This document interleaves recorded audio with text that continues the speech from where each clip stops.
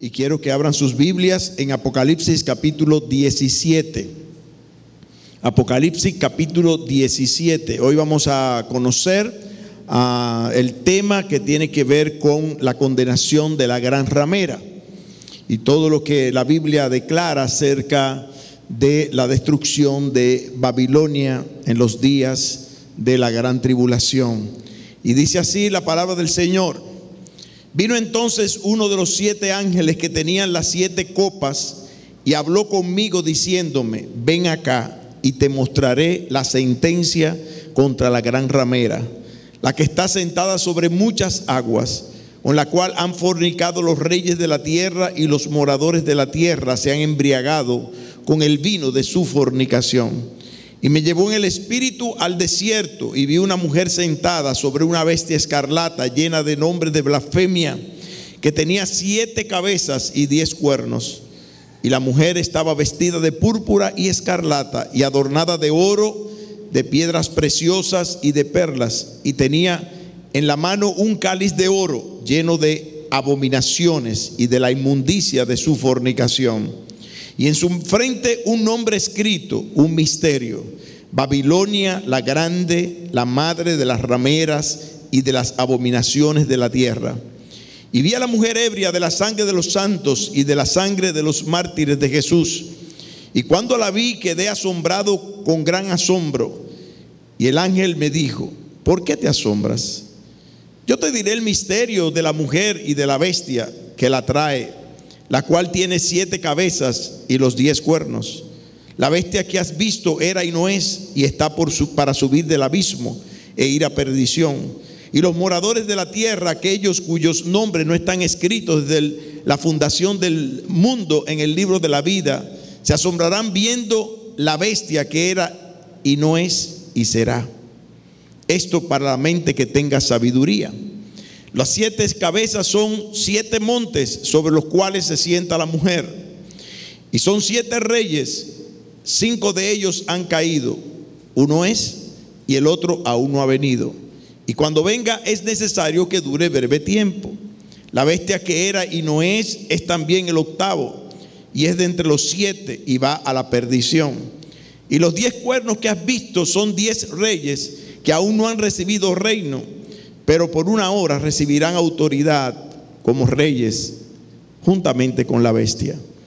Estos tienen un mismo propósito y entregarán su poder y su autoridad a la bestia.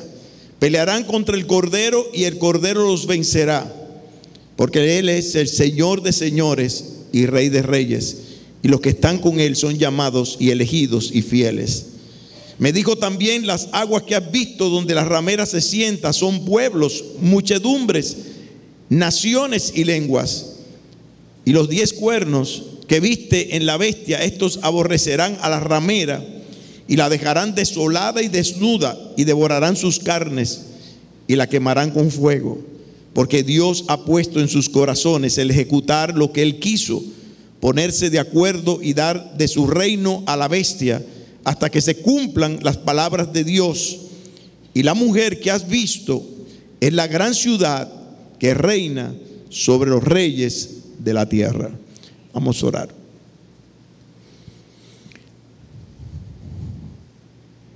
Amantísimo Dios y Padre, estamos ante tu presencia,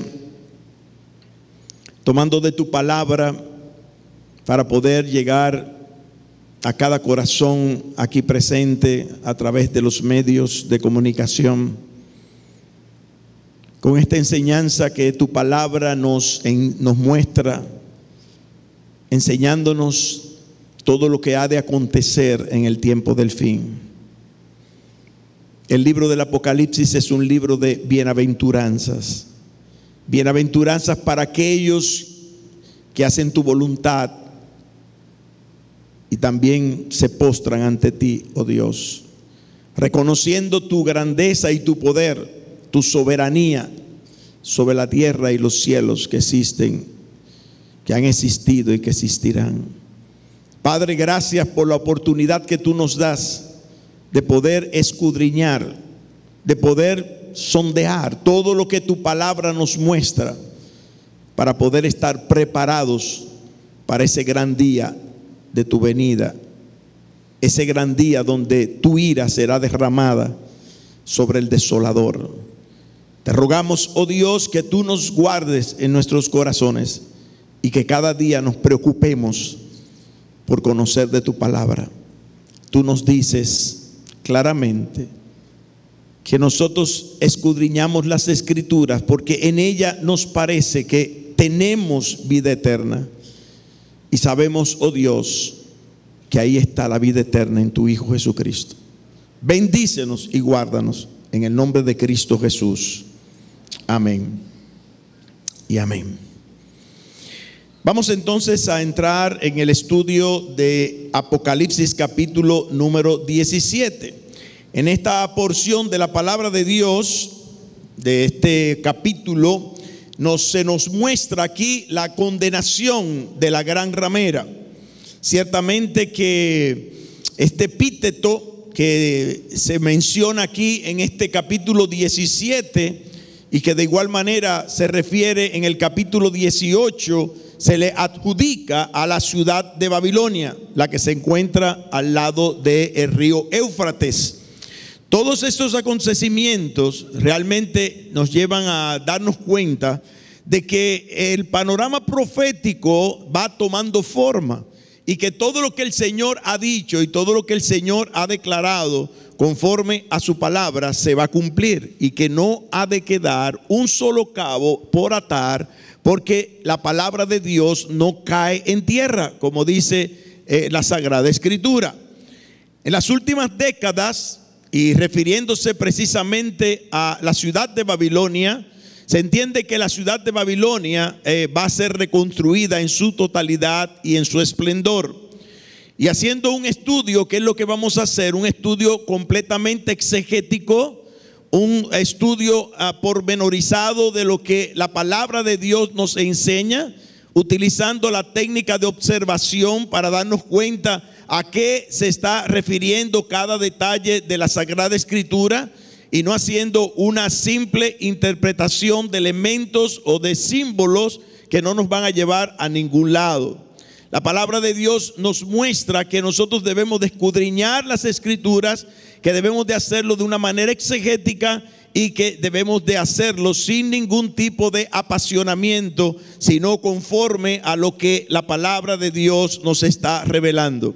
Es una realidad que así como las profecías del Antiguo Testamento se han ido cumpliendo una a una, y una de las grandes profecías de la palabra del Señor es que en Jerusalén el templo de Dios ha de ser reconstruido para el día del fin. De igual manera, la ciudad de Babilonia ha de ser reconstruida para el día del fin y cumplir el propósito de Dios que se nos presenta aquí en capítulo número 17 y capítulo 18 del libro del Apocalipsis. Voy a leer una reseña histórica de lo que ha estado pasando en esa región del mundo. En las últimas décadas del siglo XX, desde el 1978 hasta la guerra de Irak, el gobernante iraquí Saddam Hussein comenzó la reconstrucción de la antigua Babilonia sobre sus mismos cimientos. Las opiniones al respecto son encontradas. Hay quienes dicen que se trata de un trabajo meritorio, aunque no preciso, mientras otros hablan de un circo turístico o un parque temático. Independientemente de las opiniones y con el paréntesis temporal de la guerra de Irak, Babilonia parte de un plan gubernamental similar. Así lo hizo con Nínive durante el mandato de Saddam Hussein. Se ha convertido en un centro turístico. La reconstrucción también logró que los iraquíes comenzaran a tener una idea de su inmenso patrimonio. En general, pudo basarse la reconstrucción de la ciudad en el deseo de Saddam de legitimar su gobierno en la historia del territorio ocupado por Irak, utilizando la arquitectura como medio de poder y propaganda, al igual que habían intentado otros antes que él en gobiernos tendientes a una autarquía.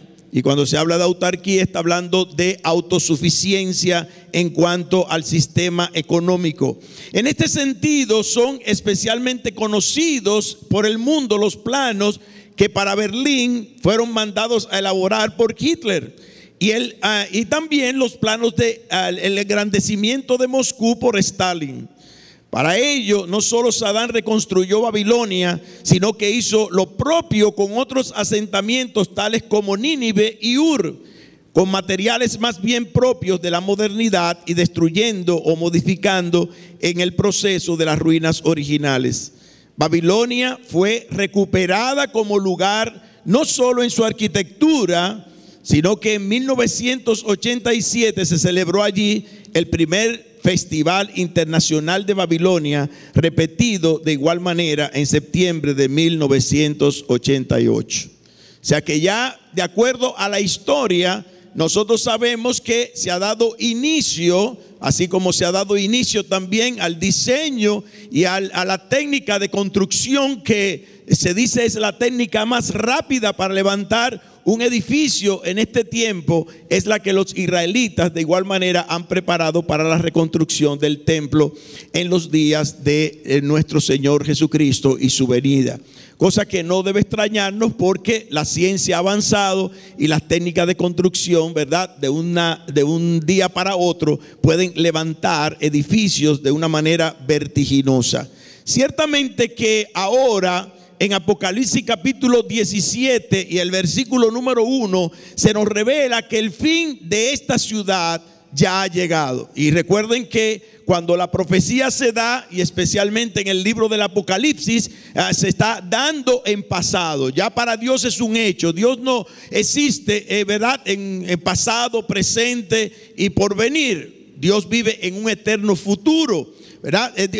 Un eterno presente. Y la palabra del Señor nos muestra que Dios está viendo esto como un acontecimiento que ya ha ocurrido. Y dice allí la palabra del Señor: vino entonces uno de los 7 ángeles que tenían las 7 copas y habló conmigo diciéndome.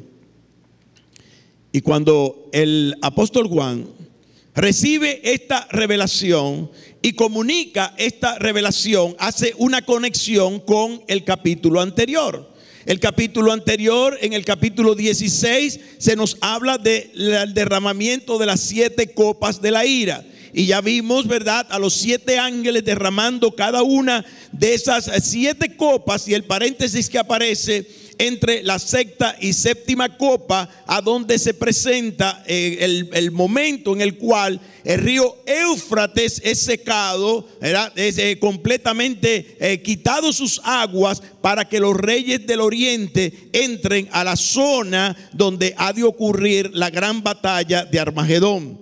Podemos argumentar que tanto el capítulo 17 como el capítulo 18 nos van a dar una explicación pormenorizada de lo que ocurrirá en la destrucción de esta gran ciudad, como se le llama en este capítulo 17. En este momento Dios ha determinado que en la historia ha de ocurrir ciertamente el juicio para Satanás y para aquella ciudad que le sirvió y que le servirá a los propósitos satánicos.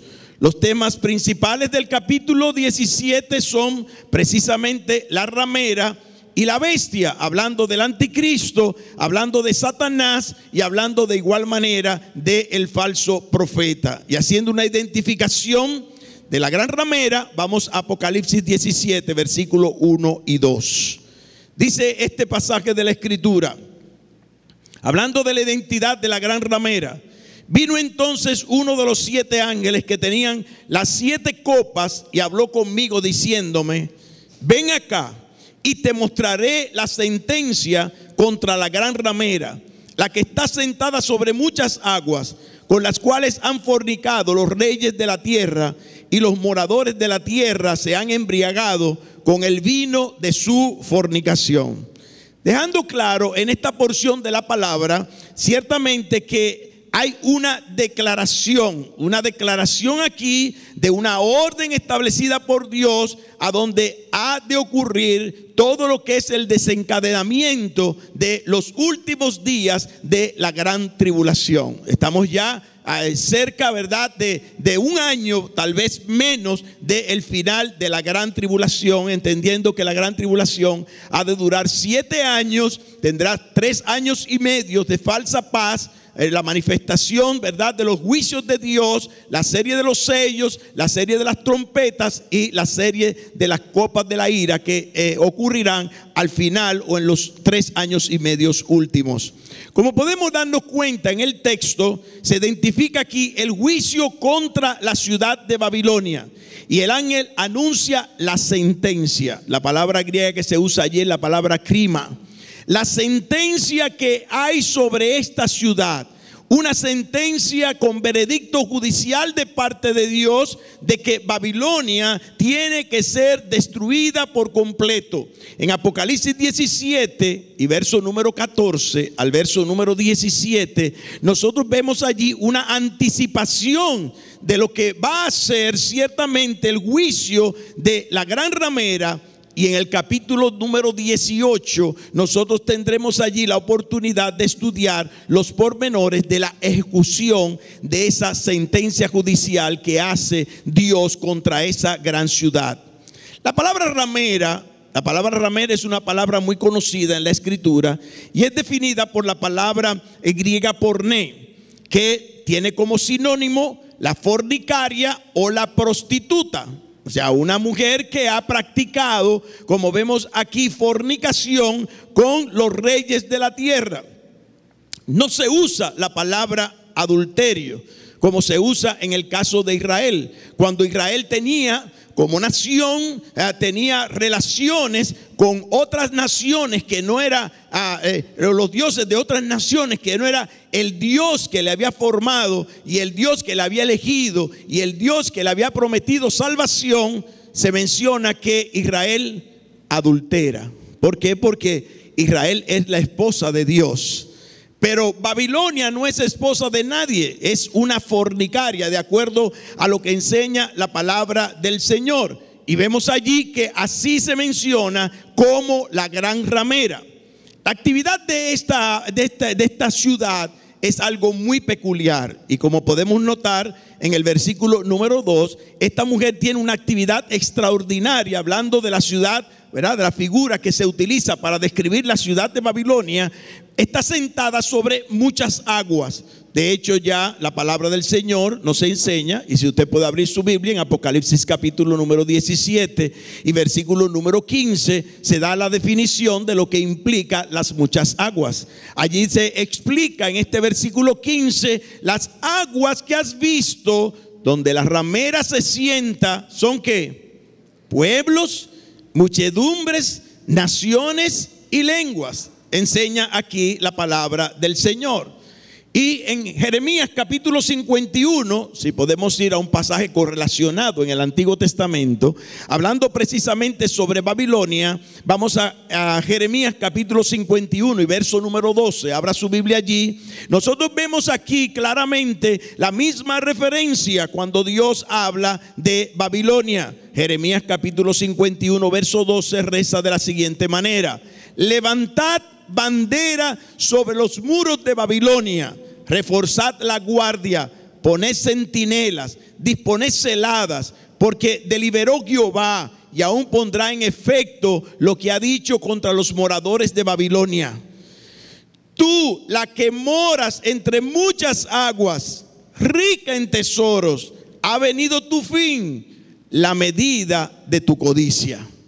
Y vemos allí la referencia del por qué se dice que Babilonia estaba sentada sobre muchas aguas. De hecho, de igual manera, la figura sentarse sobre sugiere el hecho de que esta mujer tiene dominio, hablando de la ciudad grande de Babilonia, tiene dominio, tiene control, tiene soberanía sobre muchedumbres. y evidentemente que su actividad será una actividad mundial, porque si nosotros tomamos en cuenta todo lo que tiene que ver con el contexto bíblico en los días históricos en que se le da esta revelación al apóstol Juan, vamos a ver cuando hablemos de los reyes que le dan el poder a la bestia y que le dan el poder a Babilonia, nosotros veremos allí todo el territorio que comprende toda aquella profecía.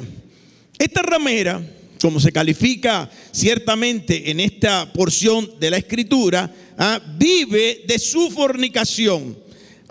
Lleva a los moradores de la tierra bajo el dominio de los gobernantes con quienes fornica, a embriagarse, dice allí la palabra de Dios, con el vino de su fornicación. Mire qué figura más interesante.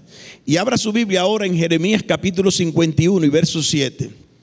Allí dice: copa de oro fue Babilonia en la mano de Jehová, que embriagó a toda la tierra. De su vino bebieron los pueblos, se aturdieron por tanto las naciones. Fíjense la influencia histórica que tiene Babilonia sobre todos los reinos que existieron en aquel tiempo, desde el tiempo en que Babel fue levantada como una de las primeras naciones del mundo. Y hablando precisamente de ese origen, debemos de entender que Babilonia fue construida por Nimrod. Usted va a la Biblia, en el libro del Génesis, y usted encuentra este personaje que es descendiente de Cam, uno de los hijos de Noé, el que vio la vergüenza de su padre y fue maldito precisamente por haberse burlado y haber visto la desnudez de su padre. Este hombre llamado Nimrod en la Biblia, y lo podemos encontrar precisamente en Génesis capítulo 10, abra su Biblia allí en el verso número 8, dice la palabra de Dios: y Cus engendró a Nimrod, quien llegó a ser el primer poderoso en la tierra. Oiga, el primer poderoso en la tierra, lo cual describe un hombre poderoso, orgulloso y terrible, con todos los que a través de la historia han estado siendo rebeldes a la persona de Dios. De hecho, el nombre de Nimrod, ¿usted sabe lo que significa? Nos rebelaremos. Así se identifica la descripción del nombre de Nimrod, y vemos allí que deja establecido el primer reino imperial sobre la tierra. Y estamos hablando de la famosa ciudad de Babel, a donde se eleva aquella majestuosa torre que él quiso hacer. ¿Para qué? Para que los hombres, en contra del deseo de Dios de multiplicar y sojuzgad y llenad la tierra, se mantuviesen en un solo lugar y que adoraran al Dios de Nimrod, como enseña también la historia.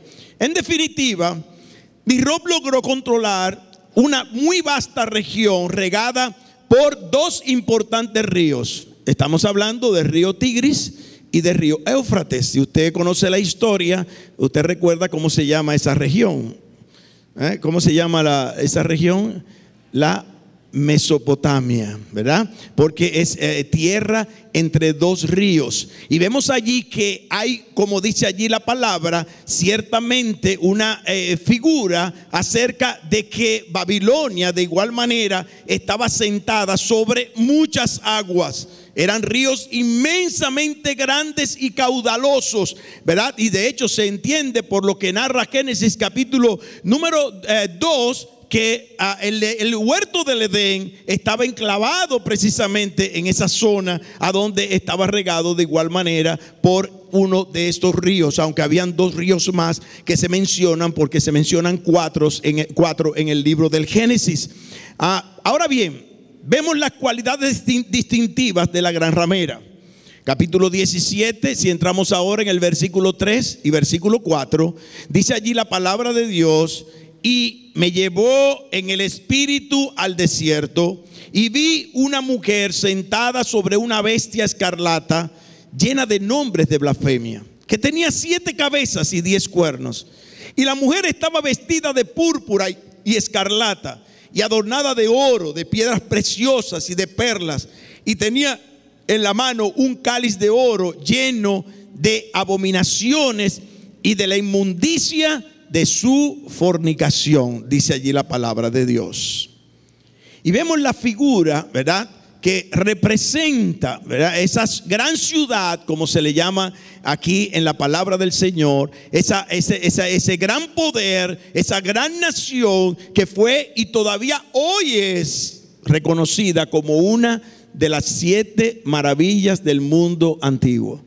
De hecho, tan grande fue Babilonia que el famoso rey Nabucodonosor se enorgulleció precisamente de lo que fue aquella gran ciudad, y Dios lo tuvo que humillar de tal manera que sufrió de una enfermedad mental llamada licantropía, donde él se creía que era un animal, y dice, como la palabra lo enseña así, que por 7 tiempos él iba a ser rociado con el rocío de la noche, y que iba a pastar como los animales en el prado. Y dice la palabra de Dios que no acabó Nabucodonosor de enorgullecerse en su soberbia de lo que él se había adjudicado dentro de su poder. He aquí la gran Babilonia que yo edifiqué, y todavía no había terminado de hablar y ya Nabucodonosor había sido herido por Dios por aquella enfermedad. La palabra de Dios nos muestra ciertamente que el apóstol Juan está describiendo aquí entonces que es llevado en espíritu para ver y ve aquella ramera, aquella mujer sentada sobre una bestia escarlata. Posiblemente, y se refiere a la misma descripción que se da en Apocalipsis capítulo 13 y verso número 1. Si usted abre su Biblia allí en capítulo 13 verso 1, ve la manifestación de la bestia que sube del mar.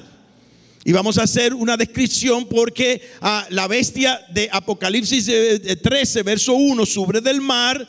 La bestia, la segunda bestia sube de la tierra o viene de la tierra, y aquí aparece una bestia que sube del abismo. O sea que vamos a identificar estas 3 bestias en el día de hoy. La bestia aquí no solo representa al anticristo, sino también representa al imperio sobre el cual él ha de ejercer su autoridad. Y esto nos deja dicho, ¿verdad?, que la mujer está cabalgando sobre el anticristo, y que esa ciudad va a tener serias autoridad y poder y dominio y hegemonía sobre el anticristo. Ahora bien, la vestimenta de la gran ramera es descrita en el versículo número 4. Y dice, y la mujer estaba vestida de púrpura y escarlata, y tenía en la mano un cáliz de oro lleno de abominaciones y de la inmundicia de su fornicación. Y si vemos aquí, ciertamente su vestimenta de púrpura y escarlata pertenecen al ámbito real. Y es evidentemente, describe aquí la opulencia y la riqueza con que ha estado identificado siempre la nación de Babilonia. El modo en que la mujer está vestida y adornada coincide más sorprendentemente con la pompa ostentosa de los emperadores que reinaron en aquellos días y que resurgirán en el tiempo de la gran tribulación, como dice la referencia de los 10 reyes que le darán el poder a la bestia. De igual manera, identificamos aquí que el adorno, los adornos de oro, de perlas, de piedras preciosas, con los que a través de los siglos se ha adornado las tiaras de los emperadores. Y hay que ver, ¿verdad?, desde el tiempo antiguo, la ornamentación que tuvieron, aquellas gloriosas coronas que ponían en la cabeza, y todavía existen hoy día. Si usted solamente va a la coronación de uno de los reyes de Inglaterra o de los reyes de Holanda, usted va a ver, ¿verdad?, a lo que nos estamos refiriendo con respecto a esta descripción que se encuentra en este versículo número 4. Ahora bien, la ramera tiene un elemento distintivo muy importante. Dice, y tenía en la mano el cáliz de oro lleno de abominaciones y de la inmundicia de su fornicación. Yo diría que este elemento es el elemento más sorprendente que encontramos en la representación que se hace aquí de la gran ramera. dice, llena de abominaciones y de la inmundicia de su fornicación. Hay que ver la corrupción tan grande que había en la ciudad de Babilonia. Ustedes recuerdan que cuando Babilonia inclusive conquistó Israel, tomaron todos los utensilios que había en el templo, y los llevaron a Babilonia. Y usted recuerda, ¿verdad? Aquel rey medo-persa, Belsasar, que deshonró aquellos utensilios, y utilizando los utensilios del templo, Dios tuvo que llamarlo a juicio, y escribiendo en la pared, Mene, Mene, Tekel, Uparsin. Hoy se ha acabado tu reino y será quitado de ti, dice la palabra del Señor. O sea que era muy propio, ¿verdad?, de aquellos días el uso del cáliz o de una copa, porque lo que se refiere esto es una copa de oro, pero dice aquí que está llena de abominaciones. Significa algo maloliente, algo detestable. O sea, el brebaje que tiene esta mujer en sus manos es producto de la impureza ceremonial, de la moral decaída y relacionada con sus prácticas idolátricas. Yo pienso que no hubo un lugar más perfecto desde el punto de vista de Dios para llevar al pueblo de Israel a curarse del pecado de idolatría. Hay que ver que lo primero que le dice Dios en los 10 mandamientos a Israel: Jehová vuestro Dios uno es, y a Él solamente adorarás. Y después dice claramente: no te harás imagen de lo que hay en el cielo, ni en la tierra, ni debajo de la tierra. No te inclinarás a ellas, ni la honrarás, porque Jehová tu Dios visita la maldad de los padres sobre los hijos, hasta la tercera y cuarta generación de los que la aborrecen. Y el apóstol Pablo en Romanos capítulo 1 habla de la manera en que el hombre se ensoberbece delante de Dios, y dice la escritura que cambia la gloria de Dios incorruptible por semejanza de animales, cuadrúpedos y reptiles. Y Dios quiso traer juicio a su pueblo, y cuando lo saca de Egipto, que lo lleva a la tierra prometida y le da los 10 mandamientos, y le da ese primer mandamiento, y le da ese otro mandamiento de que no te harás imagen, todavía no estaba bien Moisés recibiendo las tablas cuando el pueblo estaba haciendo un becerro de oro, y comenzó a adorarlo porque Moisés se dilataba mucho en el monte allí recibiendo las leyes. Y pasaron los años, y pasó Moisés todos los años que pasaron en el desierto, y después vino Josué, y Josué conquistó la tierra prometida, y Dios le dio la ciudad de Sión a través del rey David, y le dio promesas a ellos, pero siguió su idolatría. 10 de las tribus que descendieron, verdad, de aquella nación se fueron al norte y fornicaron con los dioses de Baal, y Dios los tuvo que destruir a través de los asirios, y quedó solamente el reino de Judá. Y todavía el reino de Judá estaba idolatrando. Y hay que ver que Dios escoge la nación precisa. ¿Tú quieres ídolo? Eso es lo que hace Dios. ¿Tú quieres ídolo? Pues vas a coger ídolo. Por 70 años vas a coger ídolo, y tú vas a saber lo que es ser fiel a Dios. Y los llevó a Babilonia por 70 años, y allí los curó de una manera tal que cuando ellos regresaron a través de aquellos líderes, Zorobabel, Esdras y Nehemías, nunca más, si hay un pueblo que sobre la tierra es monoteísta en toda su extensión, es el pueblo de Israel. Nunca más se le ocurrió adorar otro Dios que no fuese a el Dios de los cielos. Pero vemos allí que Babilonia precisamente era una nación corrupta. Desde el punto de vista religioso hay que ver todo. Si usted se lee un libro que se llama Babilonia, Misterio Religioso, usted va a encontrar en ese libro la cantidad de simbología, la cantidad de dioses, la cantidad de cosas que hoy han adoptado religiones que hay en el mundo, atrayendo todo aquello que Dios aborrecía y lo están practicando hoy en día. Leas ese libro, Babilonia, misterio religioso. Y la Biblia nos enseña aquí que esa misma corrupción era lo que llenaba el cáliz que tenía Babilonia. Dice allí la palabra de Dios, una mezcla de religión e idolatría, una mezcla de símbolos espirituales y ritos paganos, una mezcla de cátedra pontificial y de tribuna sociopolítica, una mezcla de evangelio y filosofía humanista, lo que estamos viendo hoy a través de todo el globo terráqueo, en contra del puro evangelio de nuestro Señor Jesucristo. Y está claro que sin lugar a dudas en su mente, la palabra del Señor caracteriza el final de Babilonia y del sistema que le va a dar poder a Babilonia y que le va a dar poder al anticristo, dice allí la palabra de Dios, y que va a imperar en los días finales de la gran tribulación. Dios va a juzgar todo eso. No le quepa la menor duda. No le quepa la menor duda. Ahora bien, vamos a interpretar un misterio que aparece en el capítulo 17. Bueno, que no hay que interpretarlo mucho porque ya deja de ser misterio desde el momento en que está siendo revelado, ¿verdad? Hay un texto en la Biblia que muchas veces se malutiliza.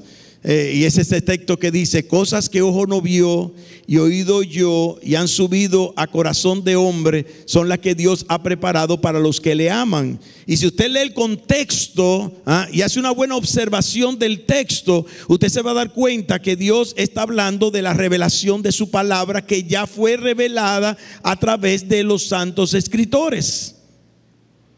No se está refiriendo a las cosas que vienen al cielo, aunque ciertamente usted puede tomar esa aplicación sobre la base de que ciertamente usted no ha visto nada del cielo, ni han subido a corazón de hombre nada que esté en el cielo y todo lo que aparezca, pero exegéticamente hablando, ahí se está hablando de la revelación de Dios.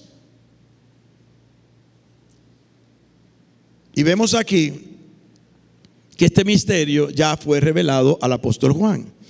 Dice la palabra del Señor, Apocalipsis 17 y verso 5, abra su Biblia. Y en su frente un nombre escrito, ¿qué dice ahí? Un misterio.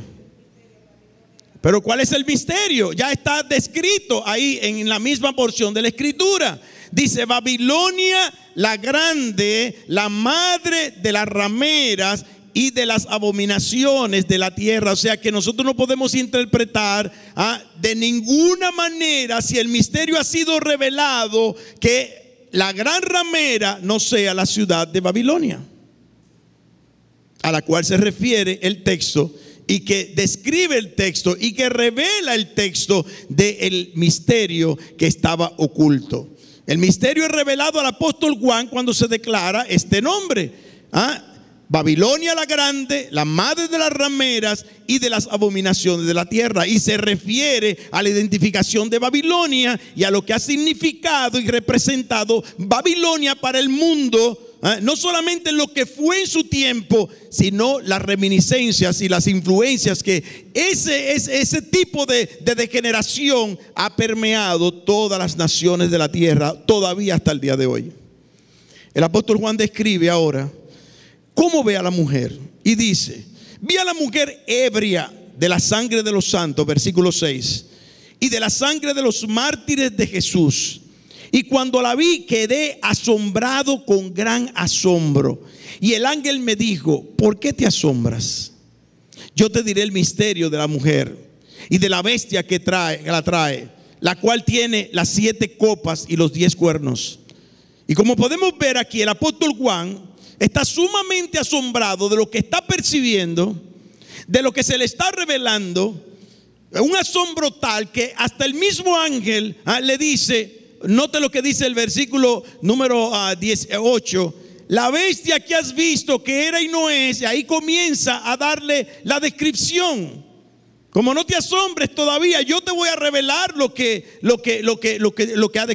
te falta por conocer.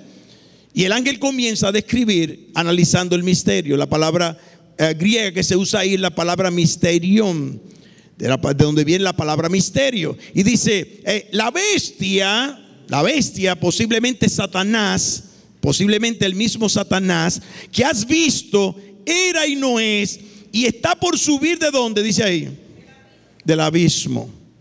Fíjate que no sube del agua, del mar, ni sube de la tierra, sino sube del abismo. ¿Y dónde mora Satanás? En el abismo. Posiblemente y puede estar encarnando aquí al anticristo, pero con, diríamos, el tope de lo que es la posesión demoníaca del mismo Satanás, dice allí la palabra. El que has visto era y no es, está por subir del abismo e ir a perdición. Y los moradores de la tierra, aquellos cuyos nombres no están escritos desde la fundación del mundo en el libro de la vida, se asombrarán viendo la bestia que era y no es y será. Y vemos aquí el ángel que se identifica esta descripción de una manera pormenorizada. Y agrega diciendo, y esto es para la mente que tenga sabiduría.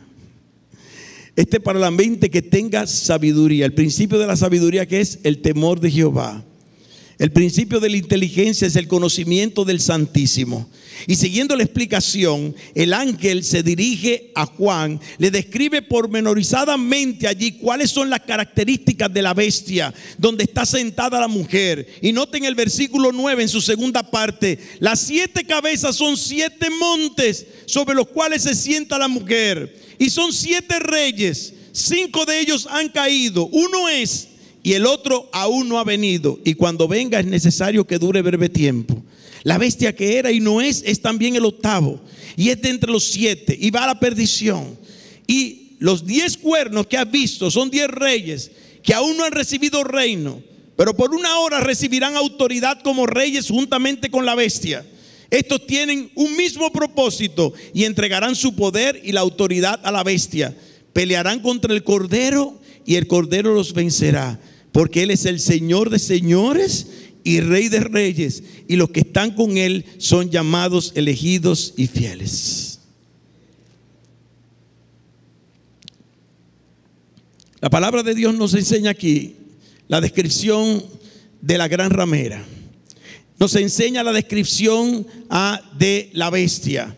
Y nos dice claramente que la bestia tiene 7 cabezas y 10 cuernos. Cuando se está hablando claramente aquí de que son 7 montes en la descripción del versículo número 9, la palabra que se utiliza aquí puede traducirse como reinos. No sé si has visto, hay películas ahora que hacen de fantasía. Que los reinos están ubicados ¿dónde? En una montaña bien alta, un risco, vamos a llamarlo mejor, un risco. No sé, yo no soy muy cinófilo. Pero los que han visto esas películas, ¿verdad? Han visto los reinos, ¿dónde están ubicados? Es más, el que más me acuerdo ahora mismo es de Kung Fu Panda. Que está ubicado allí en el tope de una montaña, en el risco. Tenía que subir no sé cuántos escalones para llegar a ese reino. Y la palabra que se utiliza aquí es diferente a la palabra que se utiliza para describir los montes, cuando se refiere que el Señor habla, por ejemplo, de que tal monte se moverá de su lugar. Hay dos palabras en el griego. Una que se traduce de la palabra bonus, que es elevación menor de una montaña, y la palabra orus, que se puede traducir aquí como reino. Y esto aplica tanto porque si aplicamos la técnica de observación, ¿qué dice la Biblia ahí? A continuación del versículo 9 en su segunda parte, son 7 montes, podemos traducirlo como 7 reinos sobre los cuales se sienta la mujer. ¿Y qué dice ahí? ¿Y son qué? 7 reyes. Y si estamos hablando de 7 reyes, ¿dónde reinan los reyes? En los reinos. Y la descripción se está dando allí. Son 7 reyes, 5 de ellos han caído. ¿Cuáles son esos 5? Que tuvieron que ver con Babilonia. Egipto. Nos cuenta la historia que Egipto fue la primera nación que invadió Babilonia. Y la palabra de Dios nos da referencia. Usted lo puede buscar en cualquier, googleándolo ahí, en cualquier computadora. Usted entra allí y busca Google y usted busca cuando Egipto invadió a Babilonia. Y se dice que el emperador, no es que se llama, el faraón Neco II, es el que no solamente invade Israel, sino que va en contra de Babilonia para tratar de destruir Babilonia. Después de Egipto tenemos a Asiria. ¿Ustedes recuerdan a Asiria, lo que fue el gobierno asirio? Y de hecho ustedes tienen que saber que Asiria fue que exterminó y terminó con lo que fueron las 10 naciones o los 10 tribus del norte del reino de Israel. Y de ahí surgió lo que se conoce hoy como Samaria. Los que han estudiado la vida de Cristo basada en el Evangelio de Mateo, aquí en la iglesia, ¿verdad? En el Instituto Bíblico, saben que los samaritanos vinieron de una mezcla de israelitas con todos aquellos esclavos que Asiria fue conquistando y trayendo desde sus diferentes lugares de operación, y los fue asentando en la región de Samaria, que no es más que lo que era el norte de Israel, el lugar de adoración que tenía Israel en las 10 tribus del norte, y que adoraron a dioses paganos, y que adoraron a Baal, y que hicieron altares a dioses ajenos al Dios de los cielos. Y vemos allí que Asiria es el segundo reino, y ya cayó. Egipto cayó, Asiria cayó, después viene Babilonia. Babilonia llegó a caer en aquel tiempo. ¿Por qué llegó a caer Babilonia? Porque los medos y los persas vinieron y conquistaron a Babilonia. Y como reino cayó, aunque el esplendor de lo que fue Babilonia todavía quedó allí. Y después de los medos y los persas vienen los griegos. Y ahí están los cinco primeros reinos que se mencionan aquí en la palabra de Dios. Léalo en Apocalipsis 17 y verso 10. Y tome nota, porque algunos quieren recordar después y me dicen: pastor, yo no recuerdo todo lo que usted dijo. Por supuesto, porque usted no está anotando. Pero si usted anotara, ¿verdad? Usted se va a recordar, mire, literalmente lo que se ha dicho. Dice: 5 de ellos han caído: Egipto, Asiria, Babilonia, Persia y Grecia. Y que después dice: uno es. ¿En qué tiempo está escribiendo el apóstol Juan? En el tiempo del Imperio Romano. Juan está ahora mismo recibiendo la revelación en la isla de Patmos, donde fue expatriado, encarcelado, pero el Imperio Romano hasta este momento, verdad, que como enseña la historia, había conquistado a Jerusalén, y había conquistado Israel, y había conquistado todo esto que pertenecía a todos esos reinos de Grecia. Estamos hablando de Grecia cuando Alejandro el Magno. Y después cuando se divide Grecia, en el tiempo intertestamentario, con los cuatro generales, Ptolomeo, Nicanor, bueno, y no recuerdo ahora mismo los otros más. Y vemos allí que Roma recibe todo lo que es el poder de Grecia. Y vemos claramente allí que ese reino es el que Juan describe aquí cuando dice: uno es. Y después dice: ¿y el otro qué? ¿Qué dice ahí? No ha venido aún. Aún no ha venido. ¿Y a qué se está refiriendo eso? Aquel que va a reinar sobre todos esos reinos, y está hablando precisamente y explícitamente sobre el anticristo. Sobre el anticristo. Y cuando venga, es necesario que dure breve tiempo, por supuesto. En su manifestación en la gran tribulación, vamos a suponer que se manifestó a la mitad de la gran tribulación. Su reino no va a durar más de 3 años y medio. Porque ya está establecido por Dios que el tiempo de la gran tribulación, en la última semana profetizada por el profeta Daniel, donde establece que por 7 años será ese gran reinado y esa gran tribulación que ocurrirá en aquellos días. Y todavía sigue más. La bestia que era y no es también el octavo. Está refiriéndose ahora al poder satánico. Está refiriéndose al poder del anticristo. Y es de entre los 7. ¿Y qué dice allí? ¿Qué más? Va a perdición. Porque va a ser destruido. Va a ser destruido. Y la palabra de Dios nos enseña, Apocalipsis 19, cómo es destruido el falso profeta, el anticristo y el mismo Satanás. Pero por una hora versículo 12. Y los 10 cuernos que has visto son 10 reyes que aún no han recibido reino, pero por una hora recibirán autoridad como reyes juntamente con la bestia.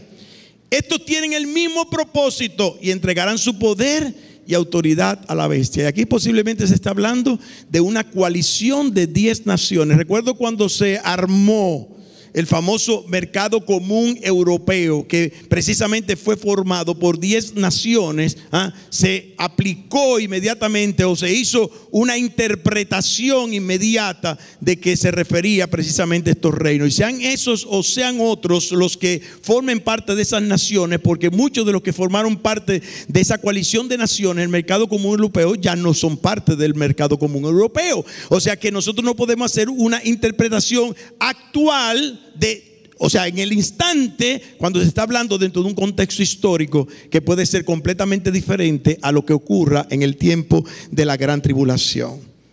Estos 7 montes se refieren a, como ya dijimos, a los 7 reinos, y estamos hablando que los 10 cuernos se refiere a esa coalición de naciones. ¿Cuál es el desenlace del misterio? Lo vemos ahí en el capítulo número 17 y verso 14. Pelearán contra el Cordero. Oiga, ¿y qué dice ahí? Y el Cordero los vencerá, porque Él es el Señor de señores y Rey de reyes. Y los que están con Él son llamados y elegidos y fieles. Gloria al Señor. Ahí estaremos nosotros. Ahí estaremos nosotros, porque el Señor viene por su iglesia y después viene con su iglesia. Y dice allí la Escritura: pelearán contra el Cordero y el Cordero los vencerá, porque el Señor de señores es el Señor de señores, Rey de reyes, y con Él están con Él, son llamados, elegidos y fieles. Y gloria al Señor que somos elegidos por el Señor. Y que es Dios que nos busca a nosotros y no que nosotros buscamos a Dios. Concluye diciendo: me dijo también, versículo 15, las aguas que has visto, y ya eso lo describimos, donde la ramera se sienta, son pueblos, muchedumbres, naciones y lenguas. O sea, hay que ver la influencia a lo que se refiere que va a tener Babilonia en aquel tiempo y que tuvo en los tiempos antiguos, para poder gobernar y para poder influir, como dice la palabra de Dios allí, a todas las naciones de lo que en aquel tiempo se llamaba toda la tierra.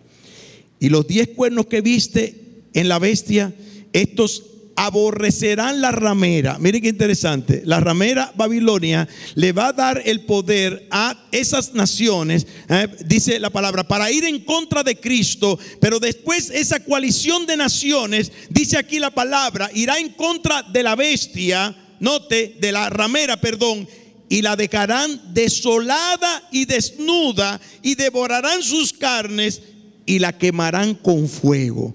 Porque Dios ha puesto en sus corazones el ejecutar todo lo que Él quiso, ponerse de acuerdo y dar su reino a la bestia hasta que se cumplan las palabras de Dios. Y cuando Dios habla, el hombre calla. El hombre calla. Porque Dios es el Dios de los dioses, como dice aquí la palabra de Dios. Y el ángel concluye diciendo, versículo 18, y la mujer que has visto, oiga, y aquí está una aplicación todavía más clara, después que hemos hecho el análisis y la observación del texto, de que está refiriéndose a Babilonia, y la mujer que has visto es la gran ciudad que reina sobre los reyes de la tierra. y sobre esta, ¿verdad? Sabemos, será el juicio de Dios, que se ha descrito, el cual no tendrá ningún tipo de apelación. Allí no dije que vamos para la Suprema Corte. Ya la Suprema Corte ha determinado que esto es así, porque ha sido expresado en la santa palabra de Dios. Concluyendo y haciendo aplicación, hermanos, debemos de estar claros de que nosotros tenemos que estar apercibidos y que nosotros tenemos que estar preparados. ¿Y cómo yo puedo estar apercibido y preparado si yo no estudio la palabra de Dios? Y yo no doy seguimiento a la enseñanza de la palabra de Dios. Ya el Señor le dijo a Israel, mi pueblo pereció, ¿por qué? Porque le faltó conocimiento. Y tú no puedes amar a Dios si tú no conoces a Dios. Por eso dice la Biblia, el principio de la inteligencia, ¿cuál es? El conocimiento del Santísimo. Si tú no te preocupas por conocer, por escudriñar, por saber todo lo que Dios dice, sino que te está llevando de otras cosas que dicen tanta gente por ahí. Yo he oído tantas interpretaciones. Yo mismo fui afectado por tantas interpretaciones del libro de Apocalipsis. Hasta que uno se mete en el libro del Apocalipsis. Deje que el libro del Apocalipsis le dé la propia interpretación. La Biblia se interpreta por sí misma. La Biblia se interpreta por sí misma. Lo que tenemos que hacer es estudiarla. Lo que tenemos que hacer es escudriñarla. Y el creyente no debe vivir en ignorancia. El Señor dijo, ya pasó el tiempo de esta ignorancia. Ahora sabemos que todos han de ser juzgados por Cristo Jesús. Ya pasó el tiempo de la ignorancia. Y estamos viviendo en esta vida llamándonos cristianos, como el dicho que dice por ahí, que pasaste por mi vida sin saber que pasaste. Porque no estamos preparados, porque no hemos escudriñado, porque no estamos apercibidos, porque no velamos, como dice la palabra del Señor. El Señor no quiere que su pueblo tenga ignorancia y viva en la ignorancia. Él nos ha dejado su palabra como lumbrera a nuestro camino, para que nosotros no tropecemos, para que nada nos coja de sorpresa. Ay, que mira lo que me está pasando. Oh, pero la Biblia dice eso que te va a pasar y tú no lo sabías. En el mundo tendréis aflicción. Hay gente que se convierte a Cristo o dice que se convierte a Cristo, y está esperando una vida color de rosa. Ahí está, para eso, porque hay para todos en esta tierra, el evangelio de la prosperidad. Dios no quiere que haya pobres en este mundo. Si usted es una persona pobre, usted no va a entrar en el cielo. Porque en el cielo entran los que han prosperado, porque los que han prosperado son los que tienen a Dios de su lado. Eso es lo que dice la prosperidad, la maldita prosperidad. Pero Dios dice, en el mundo tendréis aflicción, pero también agrega, confiad, yo he vencido al mundo. Entonces no te sorprendas del fuego de prueba que ha de acontecer sobre cada uno de nosotros. No te sorprendas. Vamos a ver muchas cosas. Yo digo, solamente hay que estar vivo para seguir viendo cosas. Y vamos a seguir viendo cosas. Pero si tenemos esa antorcha que alumbra el lugar oscuro hasta que el lucero de la mañana resplandezca en vuestros corazones, entonces usted no andará en tinieblas. Usted tendrá la luz de la vida. Usted hará la voluntad de Dios. Porque usted sabe cuál es la voluntad de Dios por medio de su palabra. Así que, como dice el texto, tengamos sabiduría, estemos preparados para vivir una vida santa y piadosa, sabiendo que todo esto va a ser deshecho. Y por eso debemos de vivir una vida santa y piadosa, esperando el día de Dios, el día del juicio de Dios y el cielo nuevo y la tierra nueva donde mora la justicia. Vamos a orar y a pedir la bendición al Señor.